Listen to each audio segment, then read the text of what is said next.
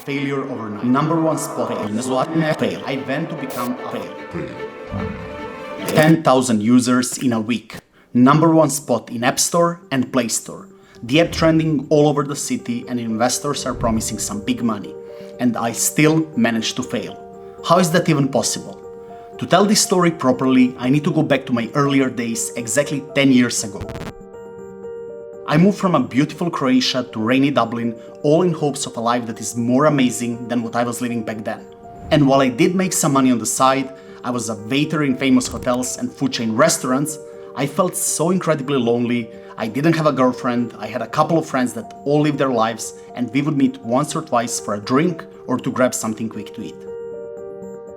And to say that it sucked would be a complete understatement.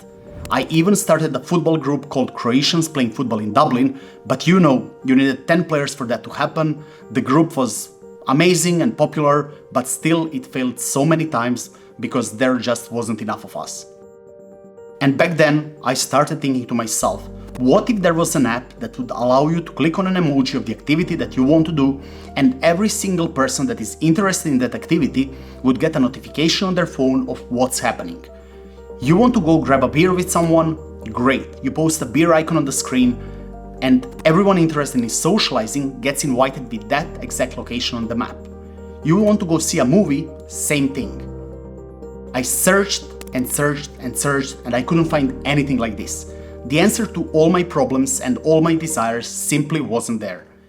And I knew in the bottom of my heart that I had to be the one to build it out.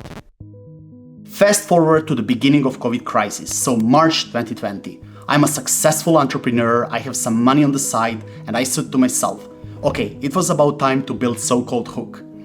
I thought that this intentional play with letters and buying a hook.com domain would play well in the long run. Also, I thought to myself, COVID has to eventually stop. People will be so hungry of seeing each other, meeting each other in real life, and just doing random stuff with one another, and it seemed like a great time to build something that I always dreamt of. Right? Red flag number one. I've been building digital products for long enough to be able to tell you that just by building things in the way you see them, without the proper user research, is one of the biggest mistakes to do, but I still went ahead and did it. What did this mean for us? It meant that we needed a longer time to market because I was just adding features to the app, we didn't have an agile approach to building stuff, and instead of building an MVP or minimum viable product in a few months only, the first version took us well over 6 months. You can just imagine how much effort went into the drain. We somehow got over that. It was September of 2020, but the app was just full of unneeded features. The design wasn't great, and I needed to take a small break to focus on my main business, BrightDog.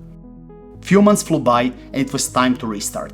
I brought a new team in and took an executive decision to redo everything from scratch, but this time with less features.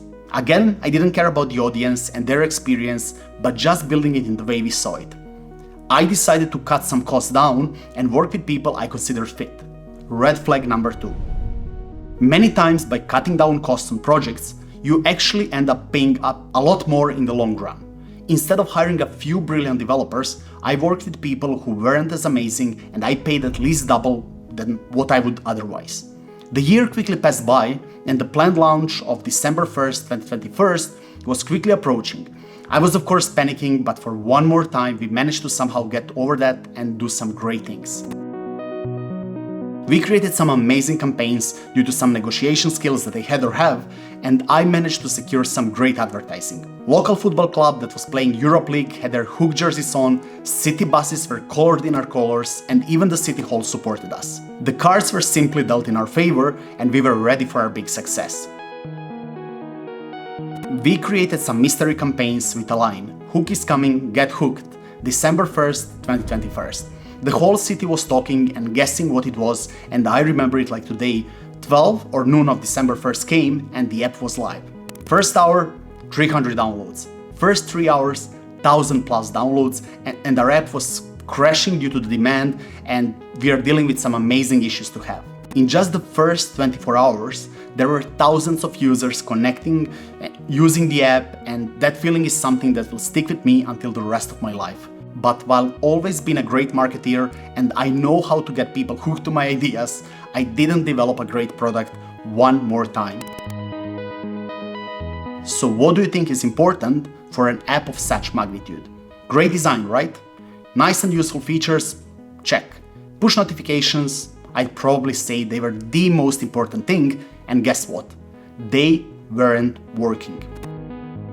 I spent so much time and money developing something, and I was so high in the clouds that I didn't pay attention to the most important thing. People getting a notification that something is happening. That was my red flag number 3. Imagine the feeling of building and dreaming of something for such a long time just to see that its main features simply aren't working. To say that I felt stupid would be an utter understatement. All of the success that was happening was simply destined to fail. We quickly got up in all of the rankings in App and Play Store to #1 spot in social in front of TikTok, Instagram, Snapchat and all others, and it all came crashing down. The investors who promised us money, they said that they now need a 6-month retention data. The users that couldn't wait for the app to arrive, they started to become anxious because the app isn't working properly. And me? I felt like all my dreams and efforts were shattered into pieces. From being the next Mark Zuckerberg or even a very successful startup owner, I went to become a failure overnight. From the dreams of people connecting, life thriving, and maybe even a whole new baby boom because of my app, to the feeling of shame, lack of money, and disappointment in less than a week.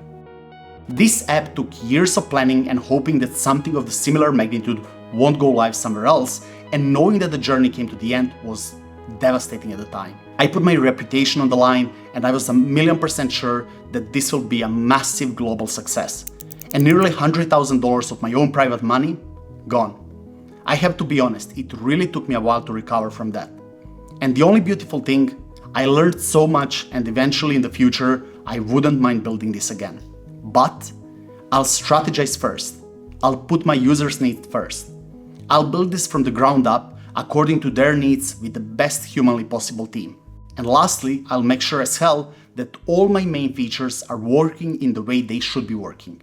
I'll do it in an agile way, I'll be super receptive of feedback, and I'll reiterate all until I have an amazing product in my hands.